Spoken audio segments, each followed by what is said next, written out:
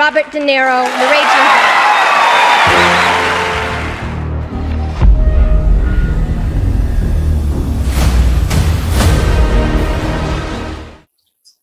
Hello అండి, ఇవాళ ఒక వర్సటైల్ హాలీవుడ్ యాక్టర్ రాబర్ట్ డీనీరో గురించి మనం డిస్కస్ చేసుకుందాం. తను చేసిన మూవీస్లో ఒక ల్యాండ్ మార్క్ లాంటి పర్ఫార్మెన్స్ తను ఇచ్చారు. గాడ్ ఫాదర్ 2లో తను చేసిన రోల్కి ఆస్కర్ ప్రైజ్తో పాటు, అట్లాగే రీసెంట్గా కూడా తను నెట్ఫ్లిక్స్లో 0 Hour అనే సిరీస్ కూడా తను యాక్ట్ చేశారు.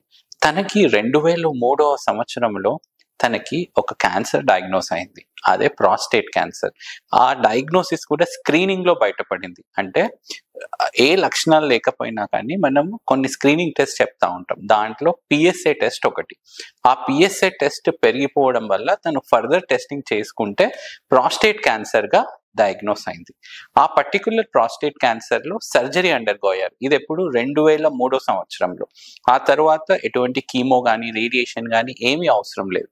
ఆ temporary pause for 1 to 2 months break తర్వాత మళ్ళీ తను ఫుల్ మూవీ లైఫ్లో వచ్చేసారు. ఇంటర్న్ అనే స్పెక్టాక్యులర్ మూవీ చేశారు. ఇండియాకు కూడా 2 times వచ్చేళ్ళారు.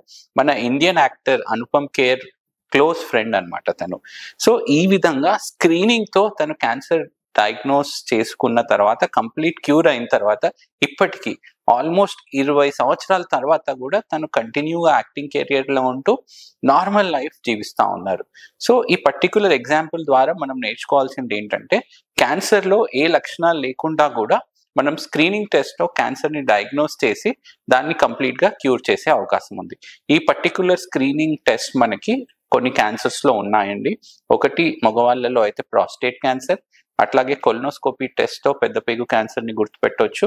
అట్లాగే లేడీస్లో రొమ్ము క్యాన్సర్కి మ్యామోగ్రామ్, అండ్ ఆల్సో మనకి సర్వైకల్ క్యాన్సర్కి ప్యాప్స్మియర్. ఈ టెస్ట్తో మనము ఈ క్యాన్సర్స్ని లక్షణాలకు ముందే మనం డయాగ్నోస్ చేసి ఎర్లీ స్టేజ్లో మనము పట్టుకొని దాన్ని సరైన ట్రీట్మెంట్ విధానంతో మళ్ళీ కంప్లీట్గా క్యూర్ చేసి నార్మల్ జీవితంకి వచ్చే అవకాశం ఉంది. Thank you.